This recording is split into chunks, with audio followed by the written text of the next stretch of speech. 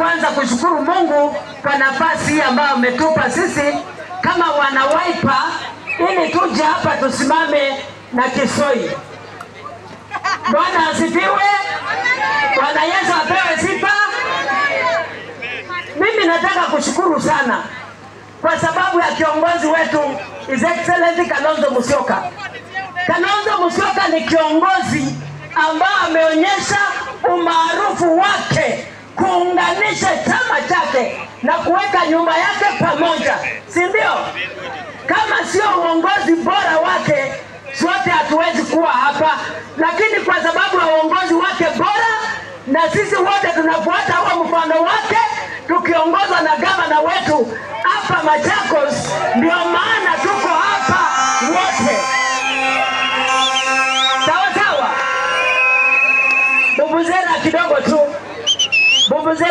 tu. Mimi nataka kusema mambo matatu. Jambo la kwanza, nienda kunenea by election ya Makueni ya Mutula Kilonzo.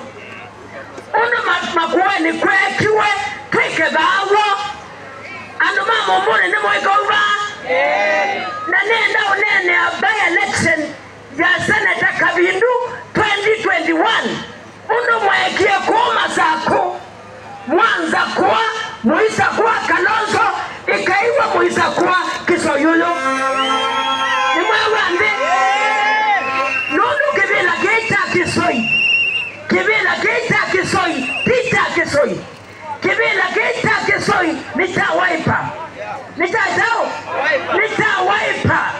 na kibila keita Wiper nomba katu nenge Kisoi nono ne waungamete na chama cha Wiper kwao onemwe anduma mumbuni